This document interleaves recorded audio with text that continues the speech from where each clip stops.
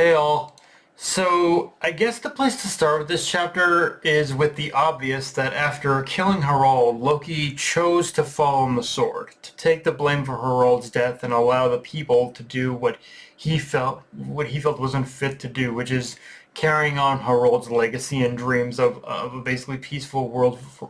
for Elbaf. It's in a very roundabout way. You could say Loki placing Elbaf's future in the hands of his people is kind of the mark of a true leader, to allow the people to carry on the legacy of the king while Loki himself chose to bear the burden of the truth without even taking up the and like it's one of those weird situations when you look at it where without even taking up the mantle, Loki already showed the qualities and judgments of a king. The only thing he lacked is the self-confidence and foresight to trust that the people would accept the truth of what happened that day, because now this whole situation is very likely going to force him to into that situation where he'll have to tell Elbaf the truth of what happened that day, that it was it was all because of this current invading force that Harald ended up becoming the Mad King that he was that day. In saying that, I really like how Oda handled the reconciliation between Loki and Haraldine for me, and because for me it's one of those interesting things with where in this moment is Haraldine in this moment is basically not fully forgiving Loki, but there is still a mutual understanding that they are both sons who love their father. That just went in different paths of how they tried to preserve his legacy, and it's like it's that thing of mutual understanding, even if they don't entirely agree with each other's actions either. With that said, we got a huge bomb dropped on us by Emu in this chapter that where he says to never forget that Elbaf is D. And innuendos aside, I think that is official confirmation that everything in regards to the history of the world, including Nika's origins, again, they all basically started with Elbaf, which in itself does give an extra layer to why the government wants to control the giants. It's not just because of their strength, but also because of their ties to history. Like everything everything that Elbaf is, everything that it's connected to, it all in some way ties back to being the one of the one of, if not the starting point of how all of this began. And it does kind of show that there is more than one reason as to why the government does kind of fear the giants. Um, in saying that, I also love and just in general, I love any moment where the facade kind of breaks and we see Emu absolutely losing their shit over having lost a pawn in a world. Like, it's one of those moments that for all the bluster and bravado about Emu being this sort of godlike being and the highest authority in the world government, Emu does still have moments of weakness, moments that show its humanity. Of course, on a more narrative level, I feel like Emu's outburst is a pretend of this arc's ending, that the government will in fact lose control of Elbaf, and in doing so, it will be the first visible sign of the government's iron grip weakening, and so too will their false pretense and perception of control, but their false pretense, all that is going to be exposed more than ever to the world, basically. Um, in saying all that, if I'm gonna,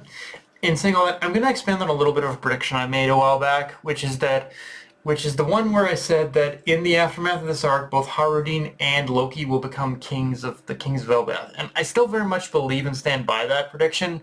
But after having read this chapter, I feel like I feel that how that would work out,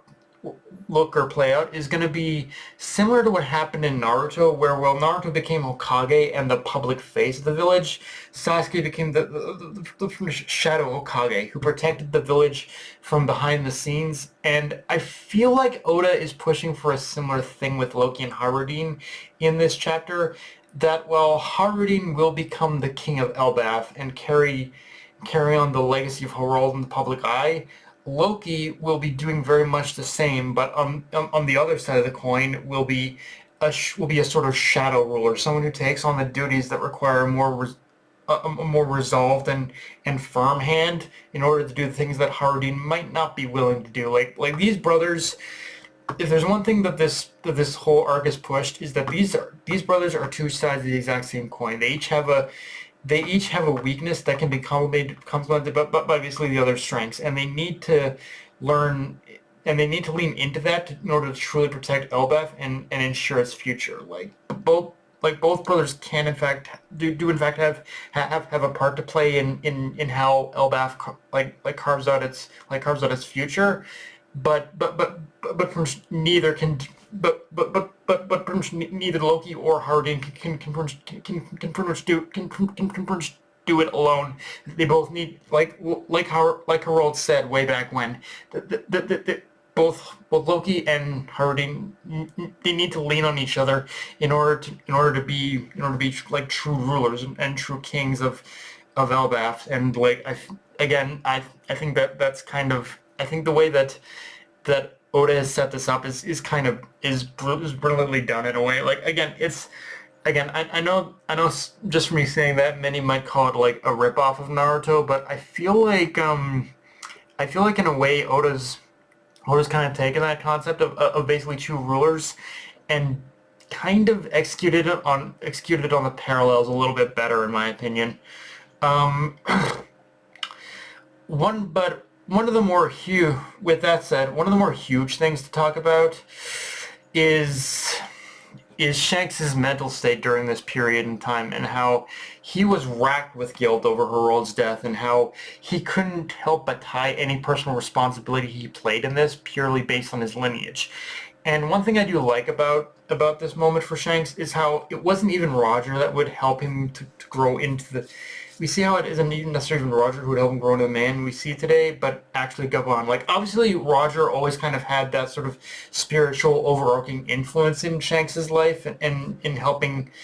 Shanks understand the man he would want to become in terms of his perceptions of what it means to be a captain. But it's interesting to see how Gabon was the one who actually helped him realize the kind of person he wanted to be, helping him understand the meaning of having a lot of that core set of values and ideals and sticking to them, which in itself is very interesting when studying Shanks' actions in the present, because for as much as Shanks has taken those lessons to heart, it's also clear that what happened here on Elbaf is what's kind of also driving his motivations to find the One Piece as well. Although, the one thing I do still question is how much of this is also Shanks putting Luffy through one final test to see if he's ready for what's to come. Like, that's the part of this that still has me curious of how that singular piece of how Shanks is might be trying to test Loki, how that kind of all ties together into what we know about his past, and what probably motivates him again to step into that limelight in the way he's doing now because of what happened back then. But yeah, guys, that's pretty much all I got for this review. If you enjoyed the video, like, comment, subscribe from Blue Sky, and let's Crunchyroll. Be sure to notification bell, hit the subscribe button, and just share it around, guys. Dark Knight of a nice signing off. Later, everyone.